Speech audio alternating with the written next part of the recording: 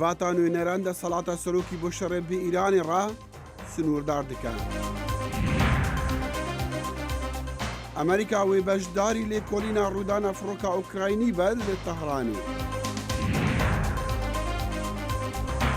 کوشتنا قاسم سلێمانی و گورژێن ئەمریکا بە ئیرانی ڕا کاریگەریە دیکە سەر ڕەوشە ئابووری و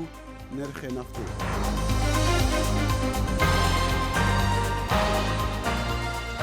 سڵاو و ڕێز و هیڤین دەمەخۆش دەگەڵ کورد کۆنەکشن ji دەنگی ئەمریکا لە واشنگتن. لاوینیشەوە سڵاوتان لێبێت و بەخێربێنەوە بە بەرنامەی کورد کۆنەکشن. ئەنجومەنی نوێنەرانی زۆرینە دیموکرات ڕۆژی پێنجشەمە بەرنووسی بڕیارێکی پەسەند کرد کە تیایدا دوای سنووردارکردنی تواناکانی سەرۆک ترامپ دەکات بۆ ئەنجامدانی کردارێکی دژ بە ئێران بەبێ تاوتوێکردنی لەگەڵ کۆنگرێسدا. نانسی پەلۆسی سەرۆکی ئەنجومەنی نوێنەران گوتی ئەو دەنگدانە پەیامێکی گرنگ دەنێرێت کە یاسادانەران سوورن لەسەر مافە دەستوریەکانی خۆیان بۆ ڕاگەیاندنی شەڕ.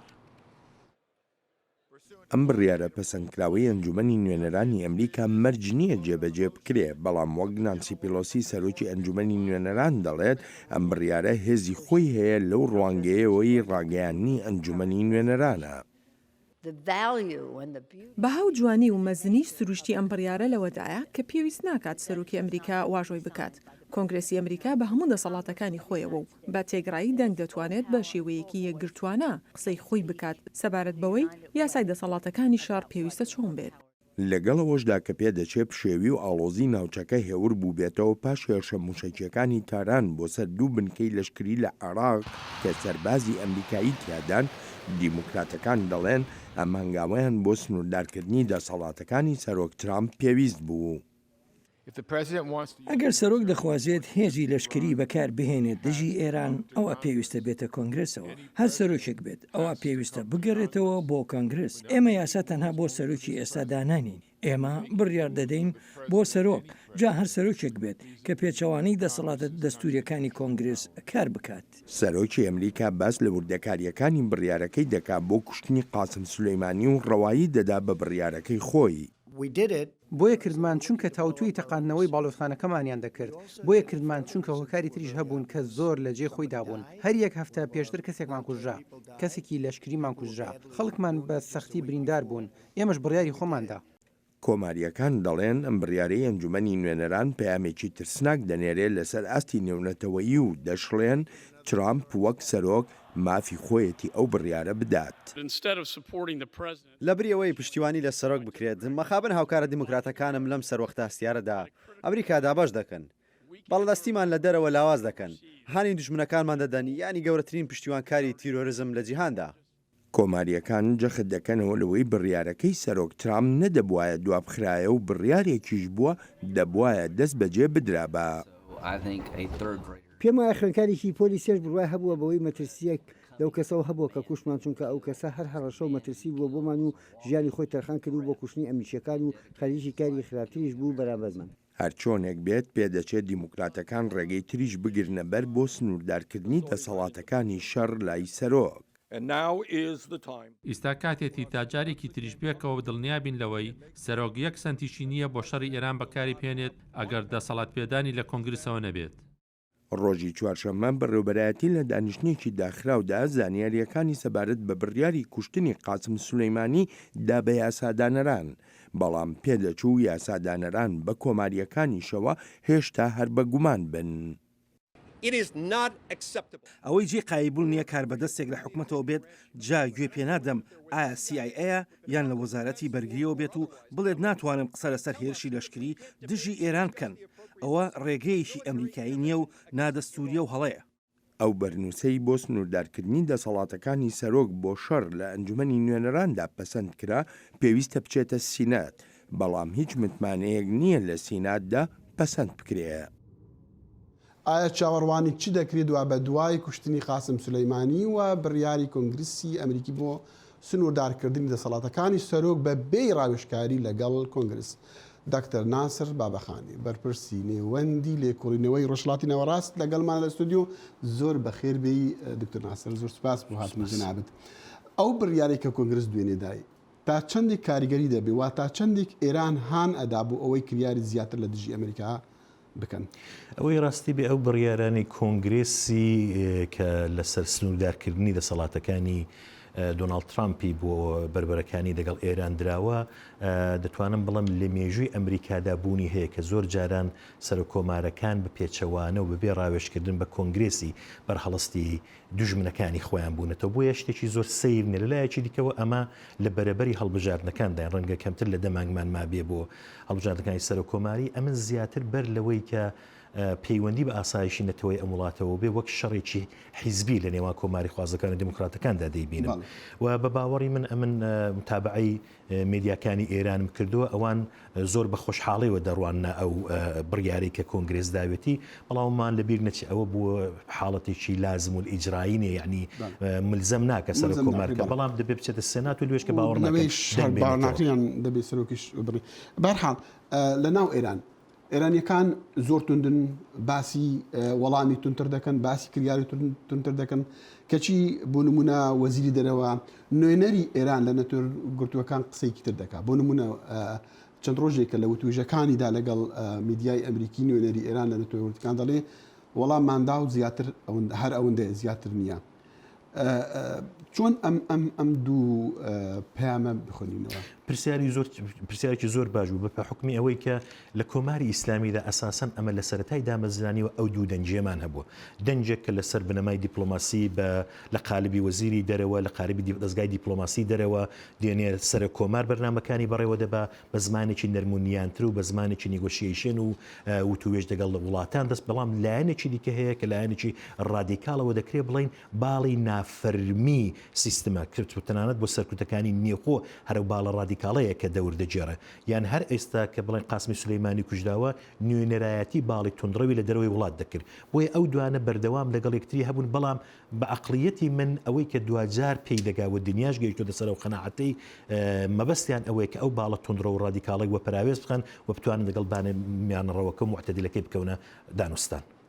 ئێمە چاوەڕوانیی بکەین چاوەڕوانی چ کردەوەیەک بکەین لەلایەن ئێرانەوە وەک ئێستا کە دەبینین ئەو کەشە ئیحساسی ئەو کەشە هەیەجانیە و کە فوکوڵا هەر هەیە بۆ وێنە قاعانی کە ئێستا بۆ تێجێنشینی قاسم سولەیمانی پێرێ لە لێدوانێکدا باسی ئەوەی دەکرد کە ئەمە دەمانێت دەوڵەتی ئیمامی زەمان لە سەراسەری دنیادا بمەزرێنی یعنی لەلایەن ئەو باڵە تونندڕەوەیەوە کە زیاتر مەصرفی داخلی هەیە ینی بۆ ڕایگشتی بۆی کە خەڵکەکەی خۆیان پێمل بۆی بکەن بە هەر حاڵ قاسمی سولەیمانی نماد و دەسەڵاتی هەیمنەی کۆماری ئیسلامی بوو چاوی سیخوڕی کۆماری ئیسلامی بوو لە ناوچەدا ئێستا ئەوە نەماوە بۆیە ئەو هەزینەی کە دەبێت بۆی بدا ڕەنگە لێر و لێوە دیسانەکە جۆبیستی هەڕەشەی زیاتر بین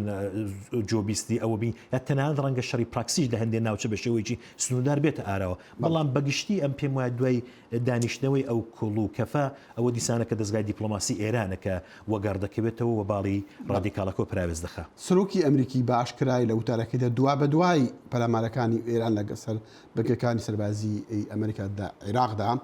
دێت و وتارێکی زۆر نەرم ئەدا و پێشنیاز و ئامادەبوونی خۆش دیارەکە بۆ وتوێژی ئاشتی لەگەڵ ئێران بە دوو شەرت یەکێک واز لە خواستی بەدەستەوە هێنانی چەکی ناوەکی وە پشتیوانی تورستان نەکاتن تا چەندێت تۆ بڕوا دەکەی کە شتێکی وا ئیمکانی ڕوودانی هەیە وتوێژی ئاشتی لە نێوان ئەمریکا و ئێراندا وی ڕاستی بێ بە باوەڕی من ترامپ هەر لە سەرتاوە لە ڕوانگەی کابراایکی بیزینێزم ئەنەوە ڕوانیوەتی سیاست یعنی ئەو هەزینە فایدە دەکات بۆ وڵاتەکەی خۆی کە بزانێت چۆنە و چۆنە و لە بەرەبەری ئەو بە باوەڕی من کوشتنی ئەبوبەکر بەغدادی و کوشتنی قاسم سولەیمانی ئاسێکی بەرەندە و جوچەشێکی زۆر گرنگ بوو بۆ ترامپ لە هەڵبژاردنەکاندا و ئەگەر بێت و بتوانێت کۆماری ئیسلامی پێمل بەوەی کاکەبانی هێنێتە سەر میزی و توێژ ئەوە دیسانەکە بەرجێکی بەرەندەیە بەڵام لە بیرمان نەچێت خامنەی پارەکە دۆخی چێنایە گۆڕن نۆوار نۆ نیگۆشیشن بەڵام ئێستا ترامپ کارێکی وای کردووە کە ئەو دۆخە هەڵبوەشێنێ یا دەبێت ئێران بێتە پای شەڕ کە توانایی ئەوەی نێ نە لە بواری چەکداری و نە لە بواری ئابوووریەوە یا دەبێت پێتە پێی وتوێژ ئەوە ڕۆژەکانی داهاتوویە کە بۆمان دەردەخەن کە ئایا ئەوان پێمل دەبنیان دکتۆر ناسەر چەکدارەکانی کە کۆماری ئیسلامی و قاسمی سولەیمانی پشتیوانیان دەکرد لە عێراقدا لە لوبناندا لە شوێنی تردا لە سووریا ئەمانە چۆن کۆنتترۆل دەکرین ئەمانەت امکانی چەند هەیە کە ئەوانە بتوانن پەلامارێکیان کردەوەیەک دژی ئەمریکا بکەن. زۆر بە زەحمەتی دەبینم بە حکمیەوەی کە گوشارە ئابوووریەکانی کە ئێستا لەسەر ئێران دۆخی ئێرانی لە بیرمان نەچێ ئەمە لە بەحسەکانماندا نابێت دۆخی ئابووری و سیاسی نیوخۆش لە یاد بکەین چون بە باوەڕی من ئەو گوشارە دەرێکیانی ئەمریکا مایک پمپەوە کوتی دۆناڵد ترامپ کوتی ئەوان مەبەستیان گۆڕینی ڕژیم نییە ئەوان پیان وایە کە تاغیرێک گۆڕانێک دەبێت لە کردەوەکانی ئێراندا ڕووبدا بۆیە نێوخۆ لەباری ئابووری و داڕماوە لەباری سیاسی و داڕماوە ئێستاش ئەو پوڵ و پارەی کە جاران هەبوو لە ڕێی نەوتەوە چون ئەلانەکە زان کەمتر لە 200,000 بەرمیل نەوت ڕۆژانە هەناردە دەکرێت کەوا بوو لە پێی ئەمرونی ئەوانە پێم وایە ئەو ڕێگەکانی تەغزیەکردن و پارەپێدان بۆ حیزب الله بۆ حەماس خەریکە ویشک دەبێت حیزب الله ئەلانەکە تووشی قەیرانی ئابووری بووە ئەمانە کە بێتە گۆڕە پێم وانە بێ ئەوانە بتوان دشکردەوەیکی ئەو تویان هەبێ و تەنانەت دەنگۆی ئەوەی هەیە کە حوتەکانی یەمەنی خەریکە وردە لەگەڵ عەرەبستانی بکەونەوە توێژەوە بۆیە بەگشتی ئەمن پێم وایە نەمانی قاسم سولەیمانی هەندێک هاوچێشە سیاسەکان لە ناوچەدا بە قازانجی سەقامگیری و بە قازانجی ئاسایش و سڵح دەبە. دکتۆر ناسر پێم وایە کۆمەڵە شیعەکانی ناو عێراقشدا تا ڕادێک بە کوشتنی قاسم سولەیمانی تا ڕادەیەک ناکۆکیان لە نێوەیانە دروست بووە. زۆر سوپاس دەکەم دەستەکان خۆش بۆ هاتن جارێکی تر زۆر سوپاس جەناب دەکەم کە زەحمەت کێشەوایتە ستودیۆکەمان دکتۆر ناسر بابەخانی بەرپرسی ناوەندی لێکۆڵینەوەی ڕۆژهەڵاتی ناوەڕاست لێرە لە واشنگتن لەگەڵمان بوو. ڕەنگە کوشتنا قاسمی سولەیمانی قۆمانداری هێزên قوز ببە ئەگەرێ ناکۆکیان دنێف کۆمەڵین ملیتانن جوداجوداین شیعەدا لێ عێراقی هەفدەم ژی ئالۆزیین ئەمریکا و ئیرانژی کاریگەری کردیە سەر خۆپیشاندانن دناف عێراقیدا. عێراقیەکان بانگەشەی دەستپێکردنی خۆپیشاندانەکان و قەرەباڵغترکردنی مەیدانی خۆپیشاندانەکان دەکەن کە ڕووداوەکانی ئەم دوایە عێراق هەنگاوەکانی وەستاندە بوون. ئەوەش لە کاتێکدایە لە شەواندا دۆخی بەغدا تەواو ئاڵۆزە و ناوبەناو ناوچەی سەوز کە باڵۆزخانە و دەسەڵاتدارانی عێراقی تێدایە موشکباران دەکرێت.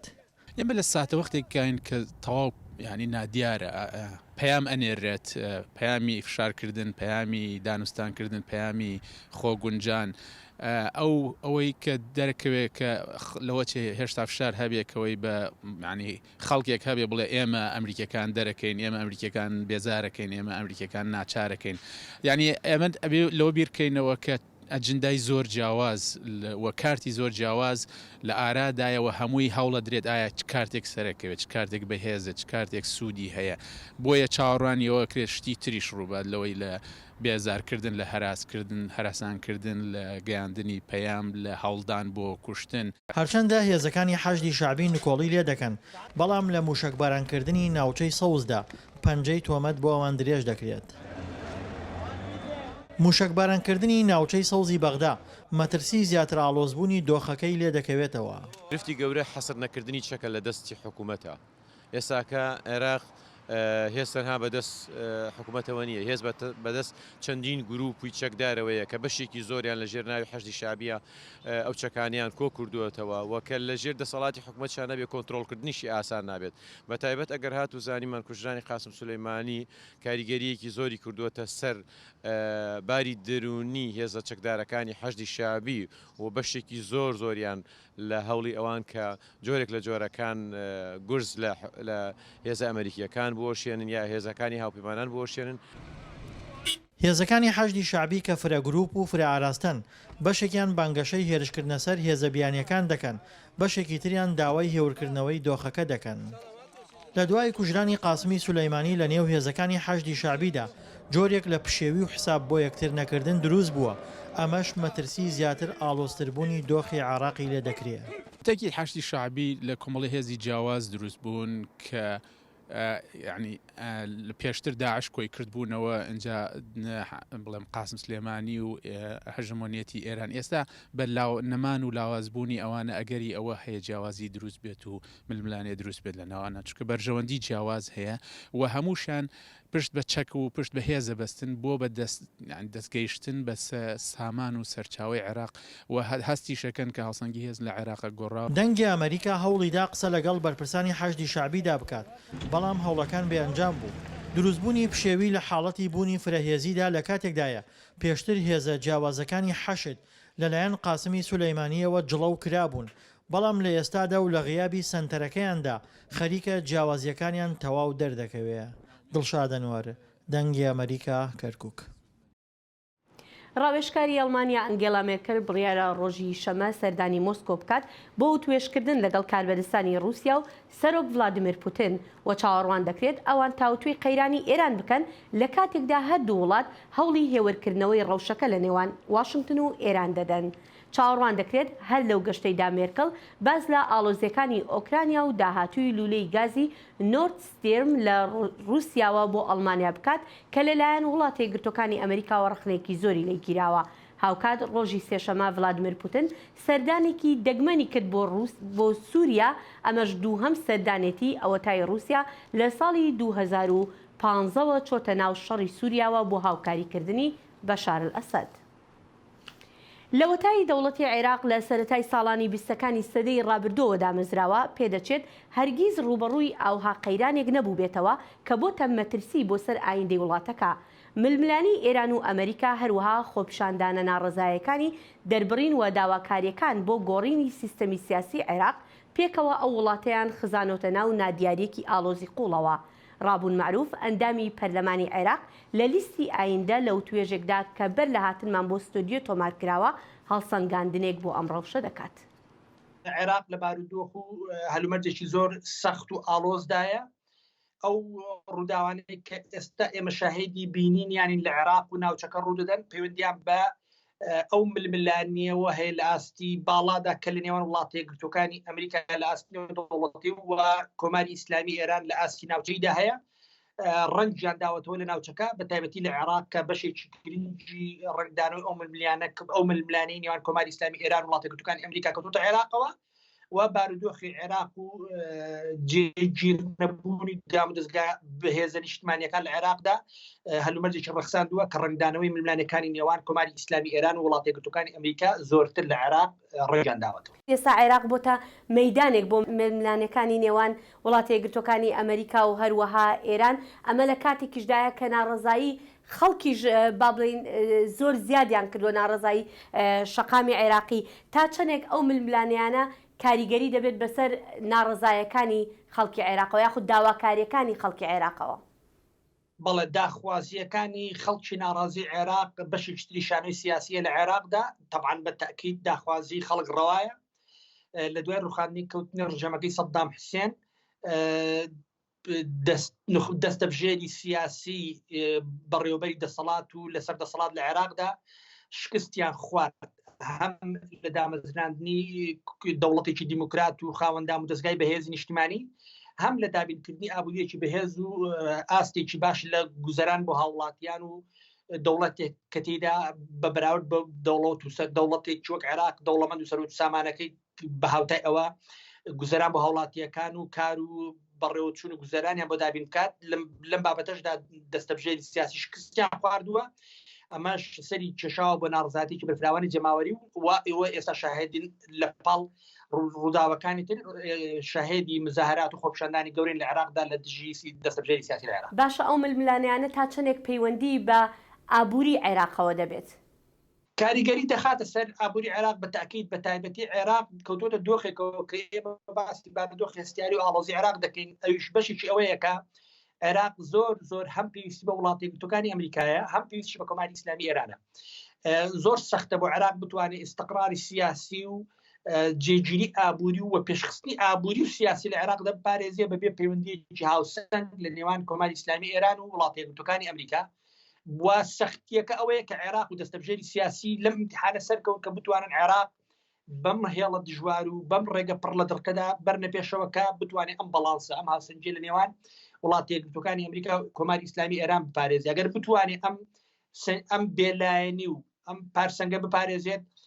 گەشەکردنی ئابووری و خۆشگوزرانی لە عێراقدا دەکرێەوە گریمانەیەک بێتە پێشەوە. بەڵام بەبێ ئەمە عێراق ببێتە بەشێک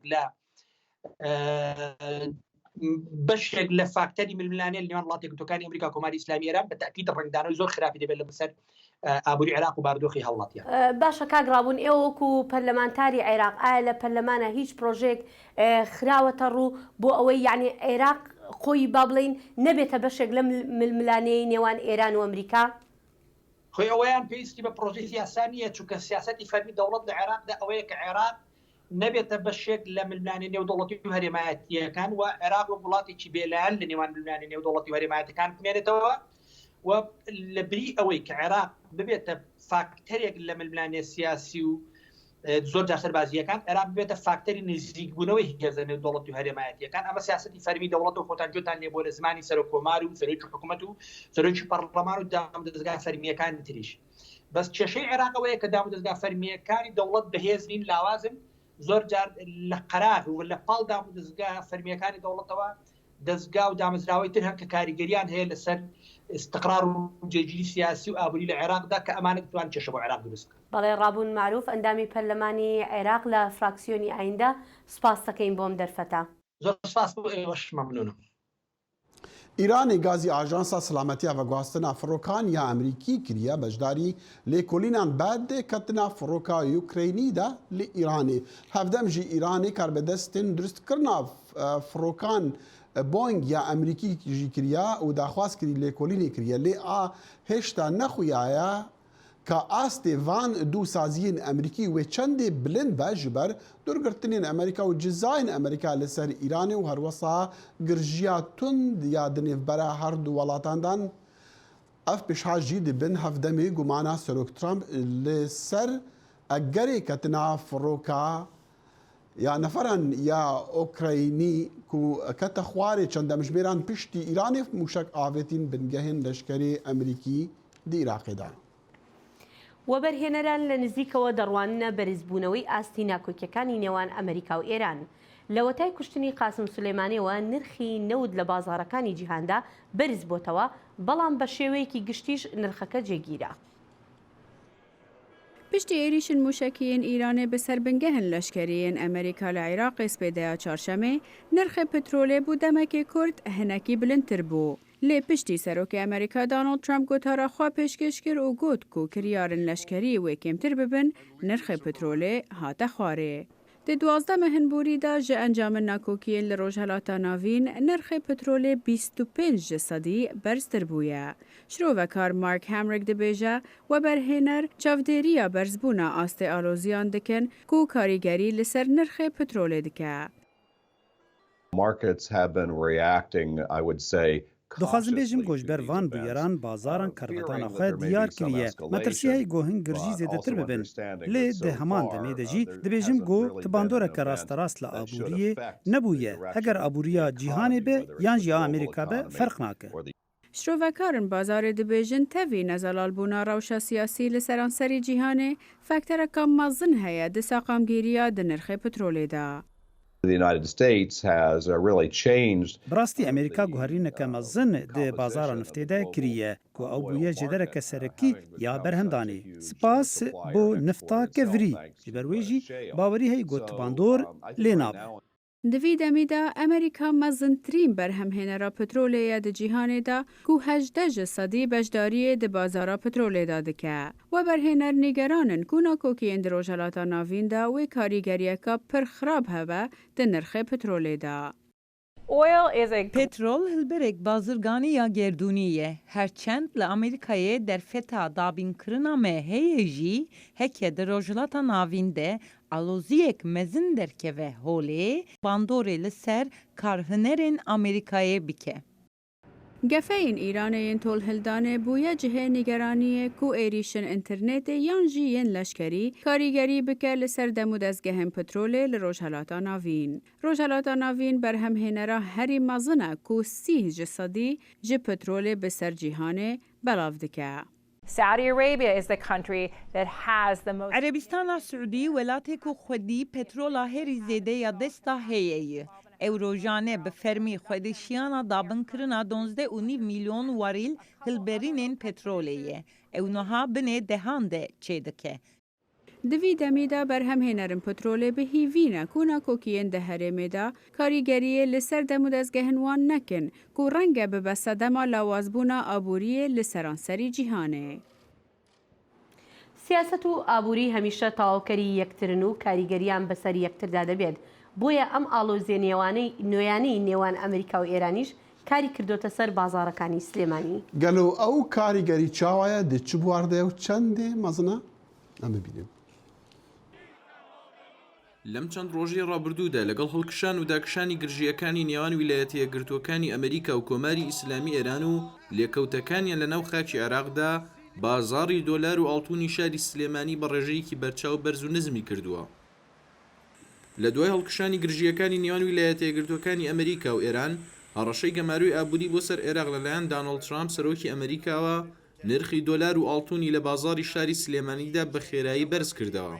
مەبەستم ئەوسێک ئاڵتوون لە 1465 دلار بوو گەشتەوە 75 گەشتەوە 70 دوای دابازیەوە بۆ مەسەلا 60 ئاوایتە لەو بینە خۆی گرت بوو بەستێت لە زیادبوونی ئەم هەڕەشە گۆڕەشانی ئەمریکا و ئێران توان بڵێم 3-4 ڕۆژ پێش سەری ساڵ ئیتر بەرز بووە و دەوردە بەرز بۆ گەشتەوە 1500 گەشتەوە تا 1550 نەوەستایەوە لەگەڵ بڵین لیانەکەی ئەمریکا. پێشەوەی جمعەکەی تر بوو